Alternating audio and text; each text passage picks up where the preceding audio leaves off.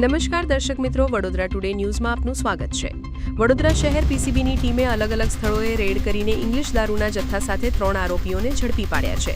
પ્રથમ રેડમાં golden toll નાકા પાસેથી પ્રવેશતા એક આઈસર ટેમ્પોમાંથી 576 બિયરના ટીન સાથે ધર્મેન્દ્ર ચંડેલ અને પુષ્કર ખટીકને પકડી પાડી ટેમ્પો સહિત કુલ ₹7,84,776નું મુદ્દામાલ જપ્ત કરી હરણી પોલીસ મથકે ગુનો નોંધ્યો છે।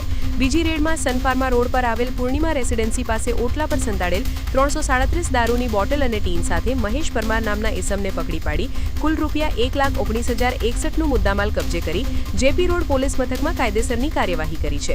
આ બંને કેસોમાં વિદેશી દારૂનો સપ્લાય કરનાર રાજસ્થાનના રાજુ અને રવિ નામના 2 ઇસમો વોન્ટેડ હોવાનું સામે આવ્યું છે। આ વર્ષ તમામ લેટેસ્ટ અપડેટ માટે જોતા રહો વડોદરા ટુડે ન્યૂઝ।